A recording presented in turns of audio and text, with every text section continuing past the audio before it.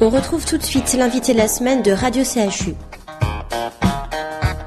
Je reçois dans le studio de CHU, au cours de l'émission L'invité de la radio CHU, quelqu'un qui est venu nous parler de son occupation favorite, l'apiculture. Bonjour Monsieur Ladoucette. Bonjour à tous. Merci de nous accorder ce moment que vous avez distrait à vos abeilles chéries. Vous êtes né dans la Meuse, vous avez travaillé pour l'EDF. Elle a eu une très bonne idée de vous envoyer à Bordeaux parce que vous vous y êtes arrêté, vous vous y plaisiez beaucoup et vous y avez fini votre carrière pour vous y installer définitivement. Votre père, retraité de boulangerie, vous avait montré un chemin que vous avez suivi, celui de l'apiculture. Si je me résume, enfant, vous avez connu les abeilles, retraité, vous les avez retrouvées. Tout à fait, ouais. Avec votre accord, nous allons faire découvrir à nos auditeurs la vie des abeilles, leurs différents rôles dans la ruche, et toutes sortes de secrets que vous détenez. En premier, comment est composée une ruche? C'est juste une boîte en bois? Oui, tout à fait. Donc la ruche, il y a deux parties essentielles. C'est ce qu'on appelle le corps de ruche, là où vivent et se développe la colonie. Et ensuite, l'apiculteur rajoute un étage c'est le grenier des abeilles, pour récolter le miel. Donc vous ne touchez jamais au lieu de vie de l'abeille? Jamais. Et pour quel motif? Eh bien parce que c'est leur réserve, c'est leur vie, c'est là où ils se développent. Donc jamais on touche au corps de ruche. C'est leur vie. Voilà. C'est une grande discrétion. Oui, voilà, c'est leur maison. Donc on ne pénètre pas dans leur maison. Donc vous avez votre partie que vous manipulez et qui vous permet de ramasser le miel et quoi d'autre? La gelée royale? Oui, donc on peut récolter du pollen en mettant des trappes à pollen. Certains apiculteurs vont récolter de la gelée royale. Et on peut aussi ramasser de la propolis. Je vous expliquerai un peu plus tard, la propolis. Et voilà, et bien sûr le miel. Et qu'est-ce qu'on fait du pollen quand on le ramasse? Alors le pollen, on peut faire des cures de pollen. C'est très bon à la santé. Ah bon? Oui. Donc on trouve toutes les vitamines dans des fleurs. Et voilà, donc on peut faire des cures de pollen. En fait, les abeilles nous sont extrêmement utiles. Ah, tout à fait. Pour tout. On y reviendra. Maintenant, entrons dans leur domaine et énoncez-nous, s'il vous plaît, les différents rôles qu'elles ont chacune et comment on les appelle suivant leur fonction. Parce que je sais qu'il y a pas une hiérarchie, mais presque. Oui, voilà, c'est une colonie. Nous allons, honneur aux dames, nous allons vivre dans un monde essentiellement de femmes. Il n'y a pas d'hommes? Très peu, il y a des hommes. Donc on a la reine, le mâle qui s'appelle le faux bourdon, qui a qu'un seul rôle, c'est la reproduction, et l'ouvrière. Et qu'est-ce qu'on en fait du faux bourdon après la reproduction? Eh ben, après la reproduction, arrivé vers le 15 août, les abeilles s'en débarrassent, puisqu'il n'a qu'un rôle de reproduction, il se mange, il les nourrit, enfin... Et après, le 15 août, il n'est plus utile, donc elles s'en débarrassent. Mais elles font comment? Elles le tuent, elles le mettent dehors. Ah, elles le tuent? Ah oui. Ah, il n'y a pas de quartier? Non, pas de quartier, non, ça y est, il a joué son rôle, c'est fini, et maintenant c'est une bouche de moins à nourrir, alors pour préparer l'hiver, aller dehors. D'accord. Et alors, la hiérarchie dans la ruche? Alors, donc dans la ruche, on va trouver la reine, rôle très important. Ensuite, le faux bourdon, reproduction, et l'ouvrière. Donc, durant sa vie, l'ouvrière, elle va avoir différentes activités. Donc, la reine, elle va pondre un œuf. Il faut savoir qu'une reine... On en parlera un peu plus tard. On en parlera. Bon, d'accord. Donc, la naissance, l'œuf, au bout de 21 jours, va naître une abeille. Toute faite. Oui, ça passe de la larve, la nymphe, et puis au bout de 21 jours, l'abeille est née. Son premier rôle dans la ruche va être nettoyeuse. Et dès qu'elle sort de sa cellule, elle va nettoyer les autres cellules pendant 2 ou 3 jours. Donc, elle nettoie. Ensuite, elle va être nourricière pendant 5 à 6 jours. Et vous comptez toujours en jours? Oui, parce qu'il faut... Alors, une abeille vit l'été ou au printemps 30 à 35 jours. Ah! Voilà. Bon. Donc, je vais vous dire à peu près le rôle. D'accord. Et c'est parce que vous comptiez en jours, je tenais à signaler à nos auditeurs Oui. que ce n'était pas volontaire, enfin, ce n'était pas involontaire de votre part. Tout à fait, tout à fait. Il faut savoir que la durée de vie, oui, est en moyenne, 35 jours. Donc, pendant ces 35 jours, elle va avoir différents rôles. Donc, je vous dis, nourricière. On estime à peu près 5-6 jours qu'elle nourrit. Donc, elle va prodiguer des soins aux larves. Aux larves que la reine a pondues. Aux larves que la reine a pendues. Donc, ces larves, elle va les nourrir. C'est à base de miel et de pollen. Le pollen est de la protéine. Elle fait un mélange. Elle va nourrir ces larves. Il faut savoir que chaque larve va être visitée pendant 1000 fois. Ah, c'est quelques jours? Pendant ces quelques jours, une larve, l'abeille, elle est larve à peu près 8 à 10 jours. Et pendant ces 8 à 10 jours, quotidiennement, l'abeille va visiter la larve, va la nourrir, va la soigner. Et on compte à peu près 1000 visites. Punaise. Donc voilà, par durée de vie de la larve. Donc beaucoup de soins. Ensuite, elle va maçon. C'est-à-dire qu'elle va construire les cires, les alvéoles. Et pour construire ces alvéoles, elle a des glandes en dessous, des glandes cirières. Elle fabrique cette cire, elle va construire ses alvéoles. Il faut savoir que, à peu près, pour faire 1 kilo de cire, il faut 5 à 7 kilos de miel. Parce que la cire, oui, la cire vient du miel. Oui. Non, l'abeille... Elle a comment dirais-je, assimilé le pollen, elle a déposé ce qu'il fallait, et ce qui est miel, je vois pas, ce qui est miel devient cire. La nourriture, c'est l'énergie. Si vous voulez, les glandes cirières qu'elle a en dessous va demander beaucoup d'énergie. Et donc, elle va consommer... l'abeille entre 5 et 7 kilos de miel pour fabriquer cette cire. D'accord. Voilà, c'est en énergie. C'est l'énergie qu'elle a besoin pour fabriquer cette cire. Ensuite, son autre rôle, elle va être magasinière. Donc magasinière, c'est qu'elle va recevoir tout ce que rapportent les butineuses. Elles vont rapporter du pollen, du miel. Donc, son rôle magasinière, c'est qu'elle va ranger tout ça. Elle va ranger ça dans les cases. Voilà. Après, elle est gardienne. Gardienne. Des œufs ou gardienne de la ruche? Gardienne de la ruche. Donc, gardienne de la ruche, elle est là pour surveiller, vérifier les abeilles qui rentrent. Grâce aux phéromones que dégagent toutes les abeilles. Donc chaque abeille qui rentre dans la ruche, il y a la gardienne qui vérifie par les odeurs si elle appartient bien à la ruche. Radio CHU, c'est ta radio. L'invité de la radio, en compagnie de Monsieur Ladoucette, apiculteur avisé, qui nous détaille le travail et la vie de la ruche. Et nous en étions aux gardiennes, d'accord, mais vous aviez promis de nous expliquer ce qu'était la propolis. Ah oui, tout à fait. Donc la propolis est fabriquée par les maçonnières, je crois.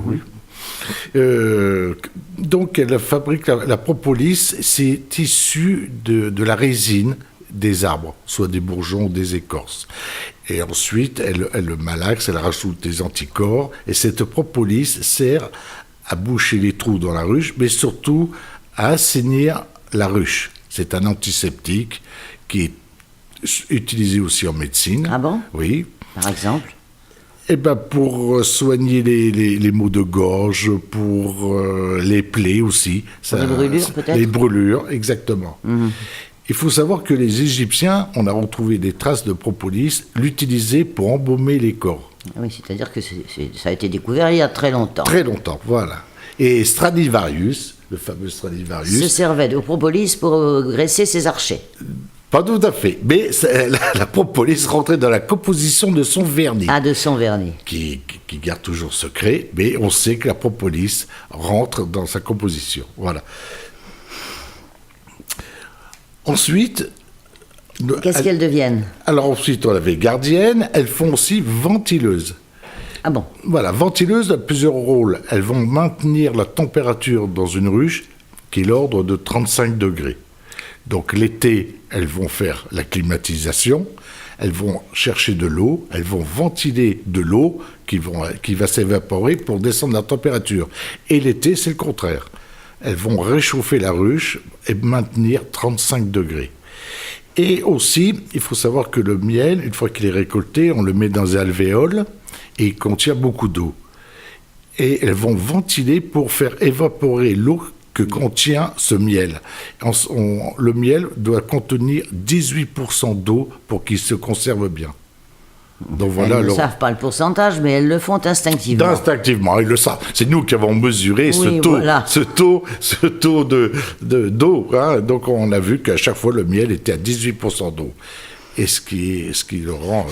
Qu'est-ce qu'elle va faire après? Parce que nous Alors, donc, il faut savoir que durant donc, toutes ces activités qu'elle a, gardienne, butineuse, maçonne, etc., elle ne sort pas de la ruche, sauf une fois par jour, car l'abeille est très propre et ses besoins, elle les fait à l'extérieur. Ah. Donc on appelle ça le vol de l'arc-en-ciel au paradis. Elles sortent de la ruche, faire leurs besoins et elle en profite pour s'orienter. Donc elle tourne autour de la ruche, elle voit la position du soleil et elle commence à s'orienter pour prévoir le moment où elles vont sortir butiner. Voilà. Donc tous les jours, alors ça dépend, ça peut être le matin, l'après-midi, et toutes les abeilles sortent, c'est joli à voir, et elles tournent autour de la ruche. Pas toutes, donc 7 catégories d'abeilles sortent. 7 catégories d'abeilles, pas les butineuses, mais 7 catégories d'abeilles sortent une fois par jour. Et combien de temps fait-elle ça? Oh, ça dure 5 minutes à peu près. Non. Mais le vol au-dessus de la ruche. C'est pas ma question. Excusez-moi. Pendant combien de temps peuvent-elles tenir le rythme? Parce que je crois qu'il y a un rythme très effréné. Oui. Donc, qu'est-ce que vous appelez le rythme très effréné? Elles vont, elles viennent, elles butinent, elles reviennent. Ah, tout à fait. C'est ça ce que j'appelle le rythme. Voilà. Donc, on a vu les différents rôles dans la ruche. Maintenant, le dernier rôle qu'elle va faire, qui est butineuse. C'est ça, justement. Donc, ça va durer, c'est la dernière semaine. C'est tellement fatigant. Il faut savoir qu'une abeille visite à peu près 700 fleurs par jour. C'est affolant. Donc, c'est tellement fatigant qu'elle en meurt. Au bout d'une semaine, elle meurt. Et la nature a bien fait les choses. Donc, tout au départ de la ruche, elle fait tous les travaux dans la ruche. Et la dernière semaine, elle est butineuse. Qu'est-ce qu'elles deviennent, les abeilles mortes? Elles tombent par terre? Oui, elles tombent par terre, oui. Voilà, soit elles ne peuvent pas rentrer à la ruche, ou si elles meurent dans la ruche, les abeilles, les nettoyeuses, les sortent. Voilà. Donc, il faut savoir... quel est le parasite? Enfin, quel est c'est le bousier qui les ramasse, dont le bousier ramasse la bouse de vache. Quel est l'animal nécrophage qui va débarrasser l'abeille? Dans la nature. Dans la nature. On va trouver soit les fourmis, les oiseaux aussi, les oiseaux, je pense, les chenilles, comme parce que les abeilles sont très écologiques. Oui, tout à fait. Je voulais que vous me le disiez. Oui, tout à fait. Donc le rôle de butineuse, il faut savoir, le miel est fait à base de nectar. Souvent, des gens me disent c'est le pollen pour faire le miel. Non, le pollen ne sert qu'à nourrir les larves, parce que c'est de la protéine. Le miel est fait à base de nectar. Qui vient du pistil des fleurs. Voilà. Donc l'abeille a une petite trompe, elle va au fond de la fleur, elle prend ce nectar. Du coup, comme elle va au fond de la fleur, elle se charge en pollen. Et comme elle va visiter 700 fleurs par jour à peu près, donc on a ce fameux rôle de pollinisation. C'est grâce à elle qu'on a des fruits, des légumes, etc. C'est l'insecte le plus pollinisateur. 80% des fruits et des légumes sont pollinisés par l'abeille. Donc son rôle essentiel dans la biodiversité. Important. Et la raison pour laquelle on se battant pour elle. Exactement, qu'on se battant pour elle. Et on va parler de la reine maintenant. Combien d'œufs pond-elle par jour? Alors la reine, elle peut pondre jusqu'à 2000 œufs par jour. Quel travail! Ah oui, c'est incroyable. Elle a une spermathèque, parce qu'elle est fécondée qu'une seule fois dans sa vie. Une fois qu'elle naît, elle s'envole, c'est ce qu'on appelle le vol Vol nuptial. justement. Elle est- Les gens ne savent pas trop ce que c'est que le vol nuptial, d'ailleurs. Oui. Alors, c'est quoi? Alors, la reine sort. La reine sort pour la première fois, une fois qu'elle est née, elle sort et elle est fécondée par plusieurs faux bourdons, plusieurs mâles. Ah, il y en a quand même Et plusieurs. oui, donc il y a un mélange génétique. Oui, c'est ça. C'est ça, voilà. Et donc elle a une spermathèque qui est de réserve. Et à peu près, tout ça contient à peu près 200 millions de spermatozoïdes. Donc, Ne me voilà. dites pas que vous les avez comptés. C'est Je les ne chercheurs. vous croirais pas. C'est les chercheurs qui ont compté. Et donc, une fois, elle est fécondée qu'une seule fois dans sa vie. Et après, elle retourne dans la ruche. On estime, elle a une durée de vie à peu près 5 ans. Voilà. Mais au bout de 3 ans, elle commence à décliner un petit peu, elle pond moins, etc. Alors, Donc, qu'est-ce qui se passe dans ce cas-là? Alors- Il faut bien une nouvelle reine toute jeune. Voilà, qu'est-ce qui se passe? Soit c'est l'apiculteur qui voit qu'il y a une déclinaison au niveau de la ponte, et à ce compte-là, il va changer la reine. Ah, vous pouvez carrément changer Oui, la on reine peut changer la reine. C'est-à-dire qu'on va tuer la reine actuelle. et on va la remplacer par une autre reine qu'on peut acheter. Il y a des apiculteurs qui ça font... s'achète? Oui, les apiculteurs font de l'élevage de rennes.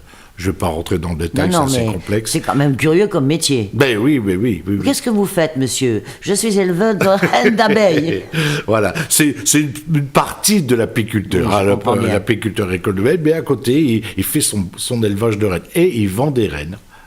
Donc on change la reine et on laisse la reine morte. C'est assez compliqué. On va Ah oui, laisser la pourquoi reine morte, on va mettre la nouvelle reine dans une petite cage. Pourquoi? Parce que les abeilles vont voir que la reine est morte et vont accepter la nouvelle reine. Ah, c'était une passation de pouvoir. Voilà, ils ont dit ça y est, c'est elle qui a eu le D'accord. dessus, c'est elle maintenant, c'est elle notre reine. Et cette petite cage, il y a du sucre et les abeilles vont manger ce sucre pour libérer la reine. Donc ça dure 1 ou 2 jours. Et pendant ces 1 ou 2 jours, la nouvelle reine va dégager de nouveaux phéromones et elle va être acceptée. Alors ça, c'est le rôle de l'apiculteur qui intervient dans la ruche. Maintenant, naturellement, les abeilles peuvent aussi Se débarrasser de se leur vieille reine. débarrasser de la reine. Donc, ils vont tuer la reine et ils vont créer une reine. C'est-à-dire qu'en partant du même œuf, en la nourrissant simplement de gelée royale, c'est le même œuf pour devenir une ouvrière, on change la nourriture, Et on change l'abeille. on augmente la cellule et on change simplement la nourriture de la gelée royale. Et on passe d'une ouvrière à une reine. C'est par instinct que ça se passe? Pardon, c'est de l'instinct. Oui, C'est de oui. l'instinct, simplement. Oui, c'est la communauté. Alors, ces abeilles nous passionnent. Radio CHU, c'est ta radio.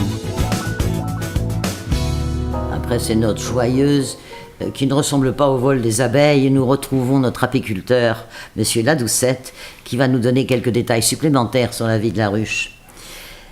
Quelle quantité de miel peut fournir une ruche, en moyenne? En moyenne, entre 15 et 30 kilos. En fonction... Ça fait du simple au double, ça. Pardon? Ça fait du simple au Oui, double. voilà, ça dépend où se trouve la ruche, s'il y a beaucoup de plantes mellifères. Hein. Il faut savoir que toute plante ne donne pas du miel. D'accord. Hein, on appelle ça les plantes mellifères, celles qui donnent du nectar. Par exemple, Eh bien alors, l'acacia, les pruniers, alors le celles qui roncier. ne le sont pas, exemple, Marronnier. Le marronnier ne donne... les fleurs en tige comme ça. Oui, le marronnier va donner du pollen, mais il n'a pas de nectar. C'est un D'accord. exemple. Voilà. Oui, très bien. Et alors, quelle est la consommation approximative, parce que je pense que vous devez la connaître complètement, de consommation de miel, alors je vais dire en France, combien? Alors, en France, il faut savoir qu'on consomme à peu près 40 000 tonnes de miel. 40 000. Ben, si on partage par le nombre de personnes, ça fait combien de quantité de miel? Ah ben je sais pas, je n'ai pas fait la division. Mais à savoir qu'il y a une consommation industrielle aussi. Hein. Tous Ah les oui. bonbons, tous les gâteaux qui est fait à base de miel, Oui, bien entendu. bien sûr, rentrent dans la ligne de compte. Et il faut savoir que justement, en 95, à peu près, la France produisait 33 000 tonnes de miel. C'était presque le quota. Voilà. Donc en 2017, nous n'en produisons plus que 8 à 9 000 tonnes de miel. Et où sont passés les tonnes de miel? La plupart, les apiculteurs, il y a de moins en moins d'apiculteurs, c'est de plus en plus difficile. Ah bon? Alors, vous avez vu avec toutes les mortalités qu'on a avec les pesticides, etc. Donc, comme les paysans, on a de moins en moins d'apiculteurs. La profession diminue. Et d'où viendra le miel alors? Donc importé. On en a besoin. Importé d'où? Importé. De Hongrie, de Chine, des pays voisins, d'Espagne, d'Italie. Alors, nous qui sommes à l'heure actuelle sur le label France, Oui. est-ce qu'on sait quand on achète du miel si c'est du miel français ou non? Alors, au jour d'aujourd'hui, non. Ah, Donc les apiculteurs se battent pour que justement l'origine du miel soit marquée sur les pots. Parce qu'au jour d'aujourd'hui, on peut avoir du miel UE, etc. Mais il suffit qu'un importateur en Belgique importe du miel en Chine. il est UE et en avant. Et voilà, il le met en pot en Belgique et il dit, miel UE. Voilà, exactement. Donc les apiculteurs se battent pour justement qu'on donne l'origine du miel. Une autre question qui m'est venue à l'esprit, alors par exemple on trouvera du miel d'acacia, du miel de bruyère, etc. Ça c'est parce que les ruches ne sont pas placées au même endroit, mais la ruche ne se promène pas toute seule. Alors comment est-ce qu'on peut changer de fleurs, puisque les fleurs finalement quand elles fanent, c'est pas forcément la floraison qu'on veut qui vient derrière. Tout à fait. Tout à fait. Donc les professionnels, quand vous achetez du miel, vous dites du miel d'acacia, du miel de bruyère, mais les gens me disent, mais comment on sait? Eh bien justement, c'est ce qu'on appelle La transhumance. La transhumance, merci. C'est ce qu'on appelle la transhumance. Donc, si c'est la période de l'acacia, l'apiculteur va prendre ses ruches la nuit, va les fermer à 10 heures du soir, comme toutes les abeilles sont rentrées, va voyager de nuit, et au matin, il va rouvrir les ruches dans un endroit où il y a beaucoup d'acacias. Donc on s'en sert aussi pour les pruniers, les pêchers, etc. Donc il aide aussi pour la pollinisation. C'est pour ça qu'on peut avoir du miel multifleur finalement. Alors, le multifleur, après, c'est qu'on ne connaît pas toute la provenance du miel. Voilà. Mais s'il met dans un champ de lavande, il est sûr qu'à 80%, 90%, ça va être du miel de lavande. Pour avoir l'appellation lavande, il faut à peu près 75% de miel de lavande. Si je résume ce que vous m'avez dit en 3 mots, ne serait-ce que pour faire un peu drôle, on annonce le couvre-feu aux abeilles, on les déménage, et elles se réveillent ailleurs. Voilà, elles se réveillent ailleurs, oui. Je crois, on dit toujours que le miel est un bon cicatrisant. Mais alors, moi, je suis un petit peu intéressée par la fabrication de l'alcool qu'on fait avec le miel. Vous savez, en Bretagne, comment il s'appelle déjà? Alors, il y a 2 noms. C'est soit l'hydromel, oui, ou le chouchen. Voilà. Donc, l'hydromel, c'est de l'eau, du miel et un ferment. Donc, ça peut être mais c'est un petit peu alcoolisé. Ah oui, bien sûr, ça à fermente. Combien de degrés? 16 degrés, 16-17 degrés, c'est un petit apéritif, oui. 16 degrés. Et le chouchen, c'est similaire. Et le chouchen, c'est similaire. Eh bien, j'étais en compagnie de monsieur Ladoucette, qui a bien voulu nous faire partager toutes ses connaissances sur les abeilles. Il y en avait beaucoup. Nous vous remercions. À bientôt peut-être. Et alors surtout, prenez bien soin de vos petites amies chéries. Merci beaucoup à vous. Et puis, bonne continuation à tout le monde. Et j'espère avoir apporté quelques connaissances supplémentaires sur la vie des abeilles, la merveille de la nature, le miel. Tout à fait. Une présence à vos côtés, de belles histoires à partager.